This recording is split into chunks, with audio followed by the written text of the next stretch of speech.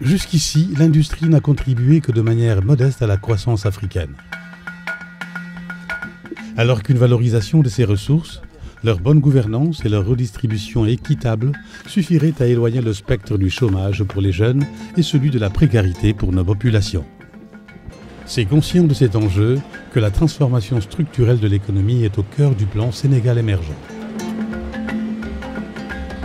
Dans le PSE, l'industrie est considérée comme secteur prioritaire, porteur de croissance, d'emplois et d'investissements directs étrangers IDE. Avec le PSE, l'option est prise d'incorporer plus de valeur ajoutée dans nos productions en transformant davantage nos produits primaires pour créer plus de valeur ajoutée et d'emplois. La stratégie industrielle est donc portée par des projets phares tels les parcs industriels intégrés, les agropoles, les plateformes industrielles halieutiques intégrées, avec une place de choix pour le développement de la petite et moyenne entreprise et de la petite et moyenne industrie. C'est dire qu'une attention particulière est accordée à l'initiative privée, qu'elle soit portée par des nationaux ou des investisseurs étrangers, en lui offrant un meilleur cadre d'expression incitatif et attractif, permettant plus de productivité et de compétitivité afin d'en faire le moteur de la création d'emplois. Au titre des réalisations, la première phase du parc industriel de Diamniadio est achevée, ainsi que les textes législatifs et réglementaires relatifs au cadre de gouvernance et aux mesures d'incitation adoptées par le gouvernement pour faciliter l'installation des entreprises. Toutes les conditions sont aujourd'hui réunies pour accueillir les premières implantations. Dans le même sillage, les domaines industriels vont se multiplier dans les pôles territoires. La réhabilitation des domaines existants, Kaolack, Ziguinchor et Saint-Louis, sera engagée tandis que de nouveaux hangars industriels sont en construction à Sandiara, Sédhiou, Fatick, Gossas et Linguère dans l'objectif de promouvoir le développement de la petite industrie locale. Déjà, dans le domaine industriel de Diamniadio, 18 entreprises sont en production avec 1438 emplois, 31 entreprises sont en chantier. Notre entreprise est installée dans le domaine industriel de Diamniadio sur un site qui couvre 6 hectares.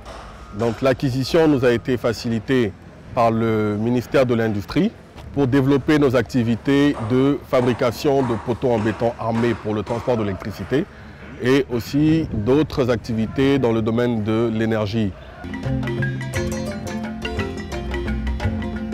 L'incubateur de Saint-Louis a déjà été mis en place à l'université Gaston Berger, tandis que celui de Ziguinchor est en cours de finalisation. Le programme d'implantation des micro-entreprises sur l'ensemble du territoire, initié par le département de l'industrie, en partenariat avec la BNDE, le FONGIP et le FONSIS, lancé en mars 2016, commence à enregistrer des résultats prometteurs avec l'approbation des premiers dossiers par la BNDE. Cette initiative, qui constitue un important soutien à la politique de territorialisation des politiques publiques, mérite d'être saluée et encouragée. Avec la réalisation de ces projets, le secteur de l'industrie est en train d'apporter une contribution significative au problème de l'emploi dans notre pays, avec la relance de plusieurs sociétés comme la Sonacos, la NSTS, les ICS, les cimenteries et les nouvelles unités agroalimentaires. Dans le secteur des mines, après un processus participatif et inclusif, le nouveau code minier a été adopté par l'Assemblée nationale en sa session du 30 octobre 2016. Ce code rétablit les principes de partenariat gagnant entre les investisseurs et l'État et garantit la prise en compte des intérêts des populations, particulièrement celles des zones minières.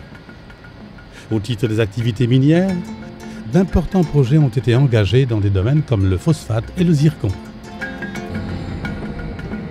En ce qui concerne les industries chimiques du Sénégal, ICS, le pari de la relance a été gagné. Outre la réhabilitation complète des installations, y compris la ligne de chemin de fer et les wagons, la société a réalisé des investissements majeurs avec la construction d'une centrale à charbon de 20 MW, couvrant largement ses besoins, 12 MW, et envisage la construction d'une nouvelle usine d'engrais de 250 000 tonnes, soit un doublement des capacités.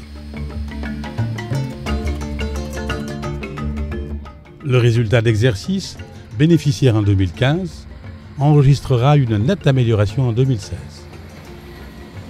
En fin novembre 2016, les ICS ont franchi le cap de 1 500 000 tonnes de production de phosphate et 361 000 tonnes d'acide phosphorique.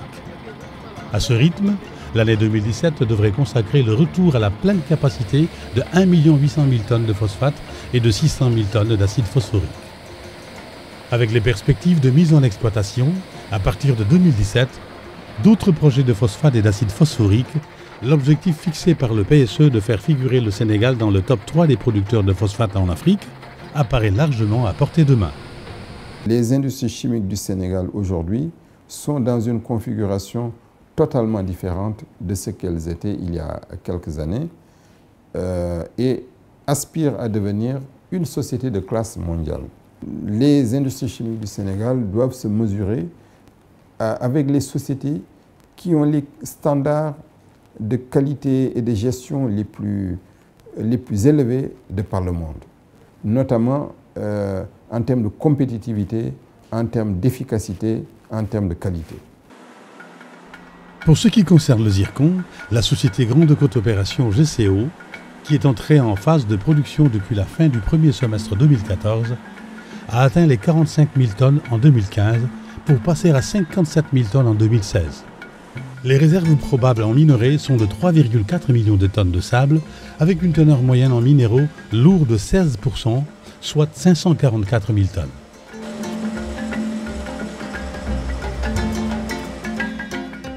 Dans le domaine de l'or, l'on peut noter qu'après Sabodala, qui est entré en production en 2009 et dont la production s'est consolidée en 2016, le démarrage de la construction d'une seconde usine dont l'entrée en service est prévue début 2018 constitue également un motif de satisfaction.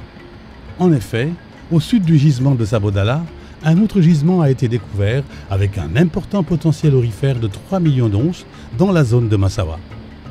Les capacités de production envisagées augurent des revenus pour l'État pouvant atteindre 8 milliards de francs CFA de revenance minière par an. Au total, le secteur de l'or devrait sensiblement accroître sa contribution à la croissance, à l'emploi et à la constitution de devises. L'adhésion du Sénégal à l'initiative pour la transparence dans les industries extractives, ITIE, et la publication régulière des rapports y afférents confirment la volonté clairement affichée des autorités pour une gestion transparente des ressources des industries extractives.